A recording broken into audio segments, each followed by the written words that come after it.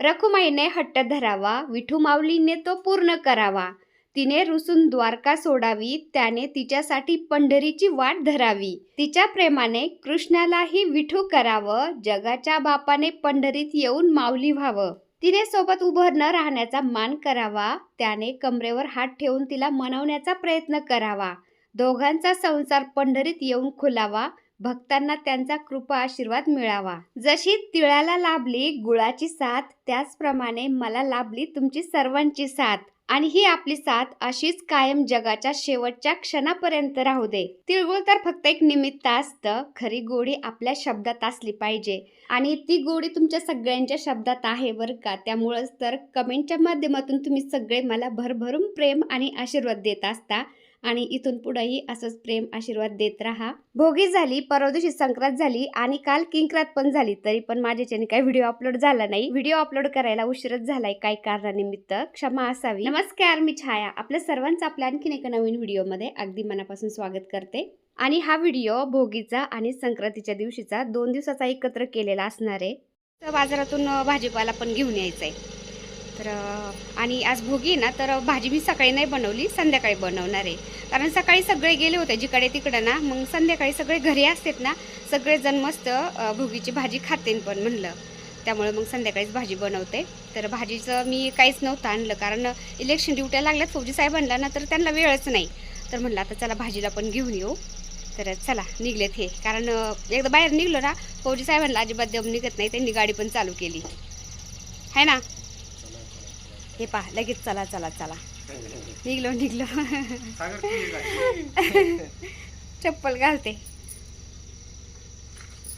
चला, आज आभाळ आलाय परत, तर थंडी कमी झाली. आणि हे पहा आपण सुवासनी होत्या ना शुक्रवारी, तर त्या दिवशी सारवलं होतं ना, अजून एवढं भारी ना, त्याच्यामुळं मी सारवलं पण नाही, काहीच नाही. आज छान आहे. मग त्याच्यावर कशाला परत ते शेणाचा लेप जायचा म्हणलं नाही का, मग ते पापुद्रे निघत आहेत त्याचे, त्यामुळे मग सारवलं पण नाही. हे पहा किती छान आहे. एकदा सारवलं ना, तर ते 7-8 दिवस तरी जात नाही बरं का. तर फौजी साहेब म्हणले आपण जाता गुळाचा चहा पिऊ, त्यामुळे थांबलोत आता. आणि चहा कोणता आहे तुम्हाला दाखवते मी बरं का. आता आमच्या इथं मिळतो हा ग्रॅज्युएट चहा, JLP टावरमध्ये, आमच्या घराजवळच आहे. तर फौजी साहेब जातात सकाळी ड्युटीवर, संध्याकाळी ते निवांत मिळतात ना, त्यामुळं मग चला म्हणलं मग बाजारातून संध्याकाळचं निवांत जाऊन येऊ. घाई नाही करत संध्याकाळी मग ते. आणि सकाळी जायचं म्हणलं ना बाजारामध्ये, मग ते खूप घाई करतात. मला जायचं आहे ड्युटीवर, जायचं आहे, आवर पटकन, त्यामुळं म्हणलं चला निवांतच जाऊया आपण.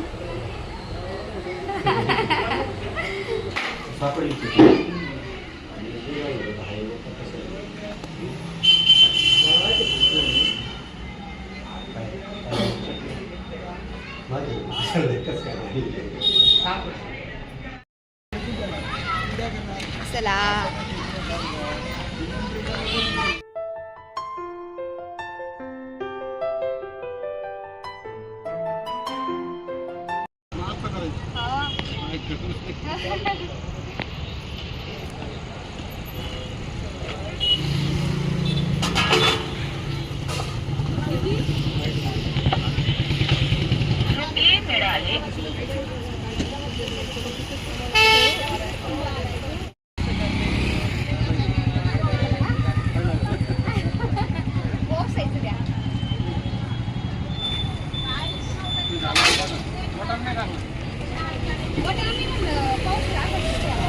आणि संक्रांतीमुळे एवढा भाजीपाला महाग होता ना, त्यामुळं भाजीपाला काही जास्त नाही घेतला मी. अर्धा किलो टोमॅटो घेतले आणि व्यवसायासाठी भाज्या, त्यानंतर मिक्स भाजी करायची होती ना, त्यासाठी मिक्स भाज्या घेतल्या थोड्याशा. आणि भाज्या घेतल्यानंतर मग फौजी साहेब बोलले आधी आपण पतंग घेऊ, कारण सागर पण बरोबर होता, त्याला पण जायचं होतं मेडिकलवर ना.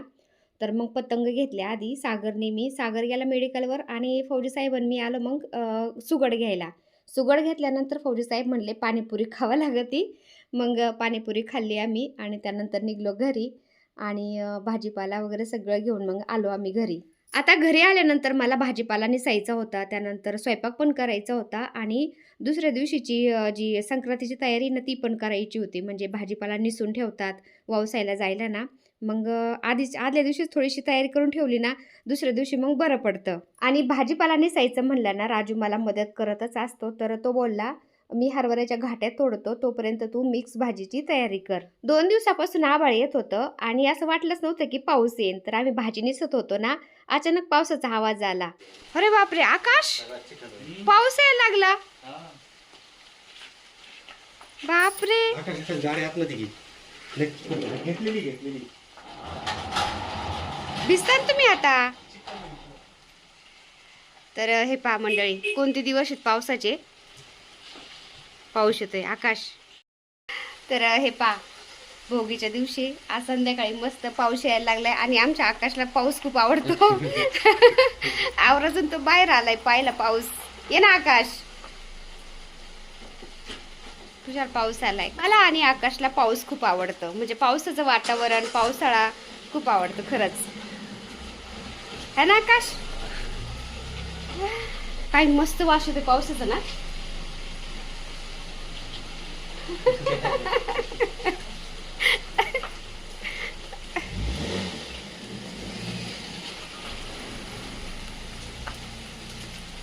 खरंच खूप भारी वाटतंय. खूप दिवस झाले ना पाऊस आल्याला. कसलं भारी वाटतंय ना. अवकाळी पाऊस ना. भिजले. तर बाहेर थोडा वेळ पावसाचा आनंद घेतला मस्त. त्यानंतर आले घरामध्ये आणि मिक्स भाज्या सगळ्या निसून झाल्या होत्या ना. एका गॅसवरती मी भाजी शिजायला टाकली आणि दुसऱ्या गॅसवरती भाकरी करत होते बाजरीच्या. आणि अशी मिक्स भाजी ना मुलांना पातळ अजिबात आवडत नाही, त्यामुळे म्हणलं थोडीशी कोरडीच करते. तर बिना पाण्याची मी अशी थोडीशी वाफेवरती शिजवली भाजी. आणि दुपारची राजम्याची भाजी होती ना, त्यामुळे म्हटलं दोन्ही भाज्या भरपूर होऊन जातील. तर बाजरीच्या भाकरी झाल्या आणि भाजी पण झाली. त्यानंतर जेवण केले, आराम केला. आणि हे आता अंधारात मी शूट घेतलं होतं संक्रांतीच्या दिवशी पहाटे 5 वाजता. तर 5 वाजता उठल्यानंतर आम्ही लगेच बाहेर आलो, कारण आभाळाचं वातावरण होतं ना, थंडी अजिबात नव्हती. आणि फौजी साहेब मी उठलो ना, लगेच सागर पण उठतो. तर तो घेत होता बाकीच्या गाड्या बाहेर, कारण झाडून झुडून घ्यायला बरं वाटतं गाड्या बाहेर असल्यावर. रात्रीचं झोपताना गाड्या आतमध्ये लावा आणि सकाळ झाली का ती गाड्या बाहेर घ्या, हे चालू असतं. आणि मग गाड्या बाहेर घेतल्यानंतर मी लागले झाडून घ्यायला. तर मध्येच असे काही कामं येतात ना, त्यामुळे आपले कधी टायमाला व्हिडिओ पडत पण नाही. त्यामुळे मी काय केलं आता, भोगीच्या दिवशीचा आणि संक्रांतीच्या दिवशीचा 2 दिवसाचा व्हिडिओ एकत्र केलाय. हा संक्रांत होती ना, म्हणलं सकाळ सकाळ मस्त सडा, रांगोळी, हळदीचं लेपन केलं ना, सण साजरा केल्यासारखं वाटतं. आता रात्री थोडासा पाऊस झाला होता आणि सकाळी उठले तर थोडंसं हलकं धुकं पण पडलेलं होतं. आणि पाखरांचा किलबिलाट चालू होता. सकाळचं एवढं मस्त प्रसन्न वातावरण वाटत होतं ना.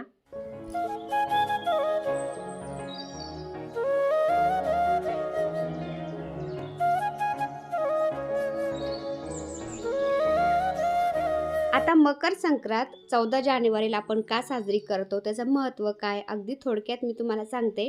कारण जुन्या परंपरेनुसार आपण जे सणवार साजरे करतो ना, त्याचं महत्त्व आपल्याला माहीत असणं पण गरजेचं असतं. तर मकर संक्रांत 14 जानेवारीला असते, कारण ती सौर चक्रावर आधारित असते. सूर्य मकर राशीत प्रवेश करतो ना, तेव्हा हा सण येत असतो आणि 14 जानेवारीलाच येतो. आणि कधीच्या नवत मग हा सण 15 जानेवारीला येतो. आणि असं पण म्हणतात की याच दिवशी भीष्म पितामह यांनी प्राणत्याग केला होता. त्यामुळे या दिवसाला पौराणिक आणि खगोलीय महत्त्व सुद्धा दिले गेलेलं आहे. आणि सौर कॅलेंडर आहे ना, इतर सणांप्रमाणे चंद्रावर आधारित नसून मकर संक्रांत सूर्याच्या स्थितीवर अवलंबून असतं. त्यामुळे सूर्य धनु राशीतून मकर राशीत प्रवेश करतो ना, या घटनेला मकर संक्रांत असं म्हणतात. आणि खगोलशास्त्र काय म्हणतं, पृथ्वीच्या परिभ्रमणामुळे ही तारीख दरवर्षी थोडीफार बदलते. म्हणून ती कधी 14 तारखेला तर कधी 15 जानेवारीला संक्रांत येत असते. आणि संक्रांतीच्या आधी दक्षिणेकडून सूर्य उगवत असतो, पण संक्रांतीनंतर हळूहळू थोडा सूर्य उत्तरेकडे सरकायला लागतो. आणि यालाच आपण म्हणतो दक्षिणायनातून उत्तरायणात प्रवेश करतो सूर्य, ज्यामुळे दिवस मोठे व्हायला लागतात आणि रात्र लहान होऊ लागते. आणि संक्रांतीला आपण पौराणिक कथेनुसार जर पाहिलं ना, तर महाभारतानुसार भीष्म पितामह यांनी बाणांच्या शय्यावर असताना पण आपल्या इच्छेनुसार प्राणत्याग करण्यासाठी उत्तरायणाची वाट पाहिली होती, म्हणजे मकर संक्रांतीच्या दिवसाची वाट पाहिली होती. आणि त्यामुळे या दिवसाला मोक्ष प्राप्तीशी जोडले गेलेलं आहे. आणि असं पण म्हणतात कुरुक्षेत्राच्या युद्धाचा काळ पण मकर संक्रांतीच्या आसपासचाच होता. त्यामुळे या दिवसाला ऐतिहासिक आणि धार्मिक सुद्धा महत्त्व दिले गेलेले आहे. आणि दुसरं म्हणजे हा सण पिकांच्या काढणीचा काळ असतो, म्हणून तो निसर्गाचे आभार मानण्यासाठी आणि नवीन हंगामी सुरुवात करण्याचा दिवस म्हणून सुद्धा साजरा केला जातो. आणि पौराणिक कथेनुसार संक्रांतीने संकरासूर नावाच्या राक्षसाचा वध केला होता, अशी पण मान्यता आहे. आता अंघोळ केल्यानंतर मी उंबरठ्यामध्ये हळदीचं लेपन केलं, मस्त रांगोळीने सजवलं आणि पोर्चमध्ये पण थोडंसं हळदीने सारून त्याच्यावरती पण थोडीशी रांगोळी काढते म्हणलं. आणि सणवार म्हणलं ना, भरपूर कामं असतात आपल्याला घरामध्ये, स्वयंपाक पण करायचा असतो, बाकीची कामं असतात. त्यामुळं मग शॉर्टकटमध्येच जरा रांगोळी उरकून घेतली मी. आता बाहेरचं सगळं सडा रांगोळी आवरल्यानंतर म्हणलं आधी देवपूजा करून घ्यावा. तर रोजची देवपूजा झाल्यानंतर मग आता सुगड पूजन करत होते. तर काही ठिकाणी भोगीच्या दिवशीच सुगड पूजन करतात, पण आपल्या नगर भागामध्ये संक्रांतीच्या दिवशीच सुगड पूजन करतात. तर आपली जी जुनी परंपरा आहे त्यानुसारच मी करत असते बरं का. तर मंदिरामध्ये तर गणपती बाप्पांची पूजा झाली होती, तरी पण विड्याच्या पानांच्या वरती गणपती बाप्पांच्या स्वरूपामध्ये मी सुपारी मांडली आणि पूजन केलं गणपती बाप्पांचं. त्यानंतर आता तांदळाचे विडे ठेवून त्याच्यावरती मी सुगड पूजन करून घेते.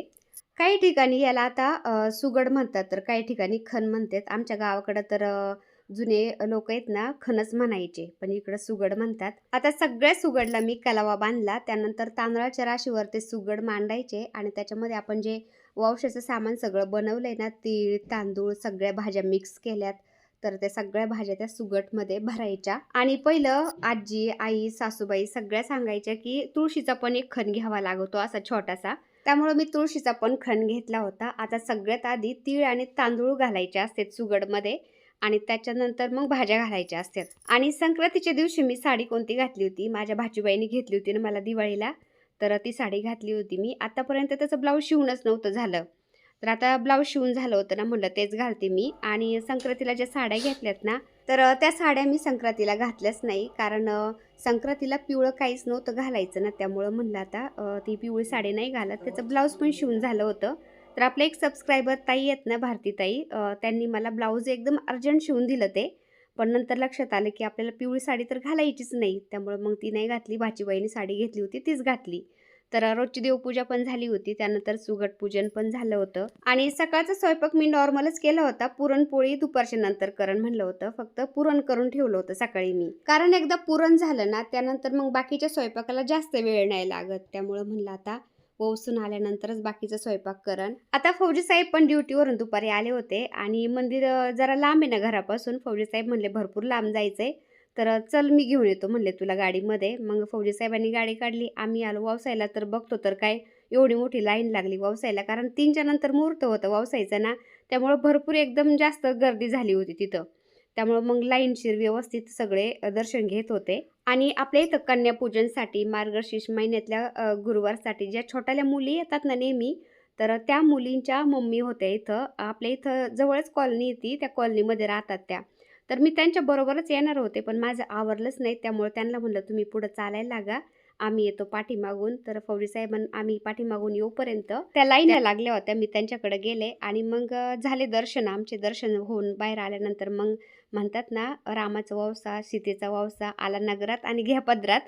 तर आम्ही सगळ्यांनी मग हळदी कुंकू वगैरे लावलं बाहेर येऊन. पण भरपूर गर्दी होती. छोटंसं मंदिर आहे आणि मंदिराच्या आवारामध्ये थोड्याच जागेवर फरची लावलेली ना, तर तिथं बसायला पण व्यवस्थित जागा नव्हती. तेवढ्या याच्यातच आम्ही दाटी रेटी करून बसलो, हळदी कुंकू लावलं सगळ्यांना. आता आमच्या गावाला ताई पण दिसल्या मला तिथं दर्शनाला आलेल्या, तर त्या पण केडगावमध्येच राहतात. तर त्यांच्याशी थोडंसं बोलले आणि मग आम्ही सगळ्यांनी थोडे फोटो काढले, कारण काही असा कार्यक्रम असेल किंवा सणासुदीलाच असं एकत्र येतो तर आपण तसं धावपळीच्या धकाधकीच्या जीवनामध्ये कोण कोणाकडे जाता येते आजकाल, जिथे आपल्याला भरपूर कामं असतात. तर फोटो काढले, घरी आलो. घरी आल्यानंतर मी बाकीचं काहीच नाही शूट घेतलं, कारण मला स्वयंपाक पण करायचा होता, कारण इलेक्शन ड्युटी लागलेल्या आहेत फौजी साहेबांना ना, तर त्यांना ड्युटीवर पण जायचं होतं. तर स्वयंपाक केला, फौजी साहेबांनी जेवण केलं आणि ते निघले संध्याकाळी ड्युटीवर. आता भाऊजी साहेब निघले ड्युटीवर आणि मांजेत ना भरपूर रोडनी, त्यामुळे कसे पॅक होऊन गेले चालले तुम्हाला दाखवते आता. गळ्याला गळा काटला तर काय? गेलं म्हणजे गेलं. हाय का नाही? आता चला असं नका बोलू, असं नका बोलू. गळा दाखवा तुमचा, थांबा. गळा पॅक. हे पा असं पॅक होऊन चाललेत. त्यांना सांगा म्हणा रस्त्याने चालताना जरा जपून टू व्हीलर. हो. ते काय होतं माझे लय बेकार काम करते. हा ना. लय घटना घडल्या अशा. आता फौजी साहेब पाहतात ना, भरपूर घटना घडत आहेत. त्याच्यामुळं आता संक्रांत झाली म्हणजे 7-8-10 दिवस तरी थोडंसं सांभाळून नाही का गळ्याला. चला ओके टाटा बाय बाय. हे पा चालले इलेक्शन ड्युटीला. दुपारी आले होते, थोडा आराम झाला आणि चालले आता पुन्हा. येतो 12 वाजता. हा हा ओके. Bye bye bye. आता हळदी कुंकूला 2 ठिकाणी बोलवले ना, त्यामुळं म्हटलं जाऊन येवा. तर सागर आणि मी निघलो होतो आता हळदी कुंकूसाठी. फौजी साहेब गेले ड्युटीवर. तर चला, माझी चप्पल घेते, थांब रे भाऊ. चला.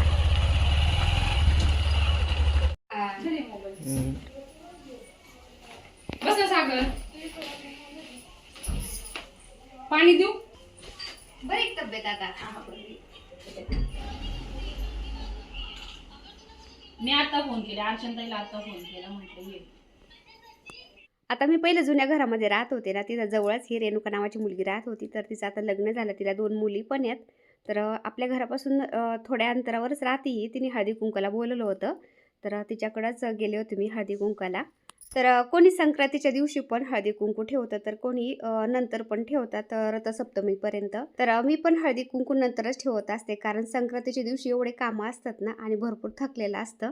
त्यामुळं म्हटलं मग निवांतच ठेवून मी हळदी कुंकू आता. आणि हळदी कुंकावरून आल्यानंतर मी पोळ्या लाटायला लागले, कारण थोड्याशा पोळ्या लाटायच्या राहिलेल्या होत्या. फौजी साहेबांना जायचं होतं ड्युटीवरनं, त्यामुळे मी पटपट थोड्याशा लाटल्या आणि त्यांनी जेवण केलं, ते गेले. आणि बाकीच्या पोळ्या मग लाटून घेऊन आम्हाला पण जेवण करायचं होतं. तर अशी संक्रांत आम्ही साजरी केली. तर संक्रांतीचा आणि भोगीचा व्हिडिओ एकत्र आहे. तर व्हिडिओ कसा वाटला कमेंट करून नक्की सांगा.